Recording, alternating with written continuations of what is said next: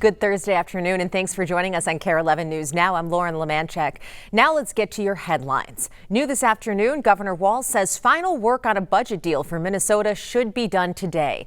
That would allow the governor to call a special session so lawmakers can pass it. It's now been 10 days since the legislative session ended without a budget. Look, we're late in the process, we know, but I still say it's positive, it's moving forward. I think there was every reason to believe that we know that the end of May is still the target, and here we are. So I hope we have more news over the next few hours, but really productive. And the legislators are working hard.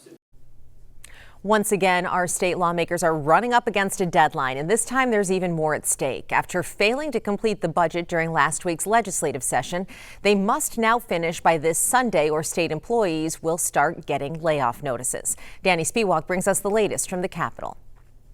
After the legislative session expired May 19th without a budget, lawmakers formed working groups to resolve conflicts between the House and Senate on various spending bills. We have to finish this. We don't have a choice. That is what Minnesotans expect us to do. 9 days later, though, there's still no budget. And it's just time to bring it home. On Wednesday night, Governor Walz will meet again with leaders from the narrowly divided legislature, where the DFL holds the Senate by one vote and the House is tied. It's been a real challenge because basically every single legislator has a veto, and that means building a coalition. But these coalitions are fragile, especially with the House working under a power sharing agreement. In the higher education bill, for example, lawmakers agreed to final numbers by signing their spreadsheet, but still haven't resolved a policy disagreement over how University of Minnesota regents should be appointed. The transportation bill is stuck on a provision over greenhouse gas emissions. And in the taxes bill this week, DFL Senator Ann Rest expressed frustration after House members rejected their own offer. The motion fails. Let it be known to our leaders that the House cannot even accept their own proposal. Now we will take a recess. We just wanted a recess. With several bills still not finished, lawmakers are now at risk of missing another deadline.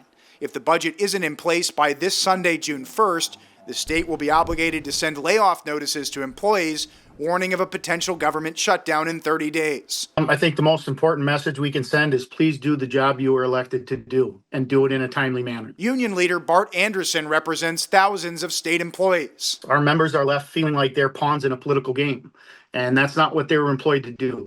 They were employed to provide vital services to every Minnesotan every single day of the week. However, the legislature did clear a major hurdle this week by finishing the Human Services bill. We tied up what I considered to be probably the biggest one. Once all the bills are finalized, Governor Walz says he'll call a special session, but it's still not clear if they'll make that June 1st deadline to avoid layoff notices. We do work up against deadlines all the time. I'm not happy about that, but it's the nature of it.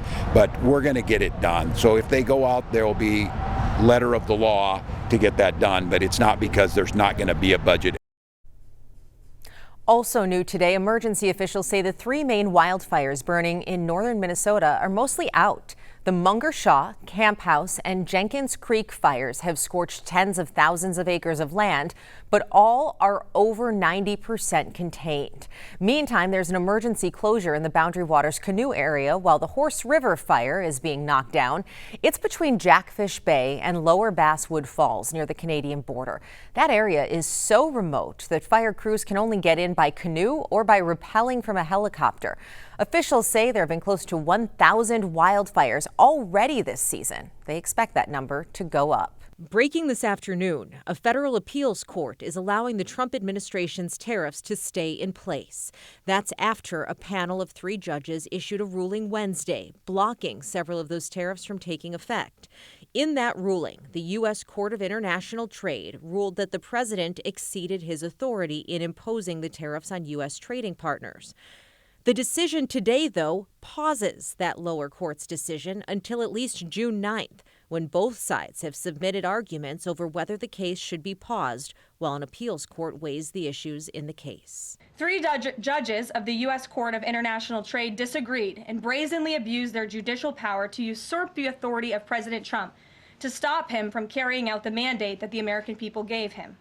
These judges failed to acknowledge that the President of the United States has core foreign affairs powers and authority given to him by Congress to protect the United States economy and national security.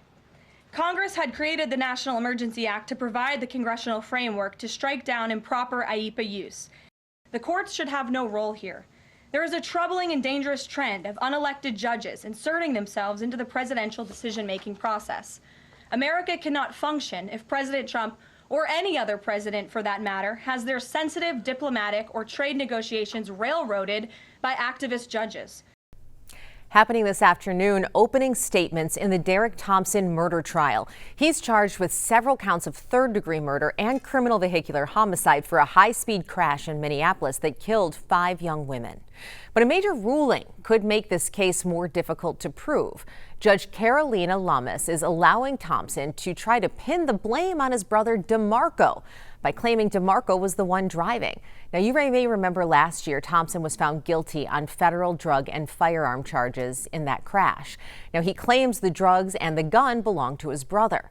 The judge also ruled the jury will not hear about the drugs or the gun, saying they're not relevant to the charges. A heads up to Bloomington drivers, major closures are coming to 494 this weekend to complete bridge reconstruction.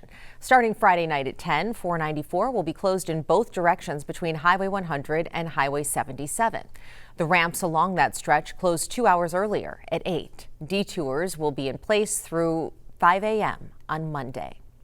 Further south, another major projects now underway in the South Metro along Highway 169 in Jordan. And as Jessica Hart explains, when it's all finished, it will address decades of concerns. 25 years of talk has turned into action. Construction crews are working on a new interchange that will change the way people travel through Jordan. This is the kind of noise elected officials want to make. This is exactly the kind of disruption that we can and should celebrate. Democrats and Republicans working together to fund a new interchange in Jordan that connects Highway 169 to Highway 282 and County Road 9. Safety is paramount, to say the least. That's an understatement. Chair of Scott County Board of Commissioners Dave Buer says this has been an area of concern for decades. I run this on a regular basis. Proceed with absolute caution because you just never know. You've got highway speeds on one end coming out of a town on another. The project will also repair the Highway 169 bridge and build a pedestrian tunnel. There were countless days that we had kids walk into school with their feet wet. And I was like, what in the world is going on? And eventually kids shared that, well, they're cutting under the bridge and they fall in the creek. Citizens on the other side of that underpass were literally running across the highway there. Officials say this project will also give the area an economic boost. They say half of the state's agricultural product travels on Highway 169. Another reason why elected officials are making noise. The kind of noise that improves lives. Construction started in April and is expected to wrap up in 2027. In Jordan, Jessica Hart, KARE 11 News. You have to see this. Some truly incredible video from Switzerland showing a small village there being buried under a collapsing glacier. Now you can see the huge plume of dust shoot into the sky as part of the mountain comes crashing down. That town had been evacuated over the last several days because of a smaller collapse, so no one was hurt. However, one person is still being reported missing this morning. As we head to break, Gophers fans get excited. The team just released their 2025 football schedule. They open the season against Buffalo at home on Thursday, August 28th, and they've got 2 major Friday night games against Nebraska on October 17th and Oregon on November 14th. Stick with us. We have more news and weather coming up after the break.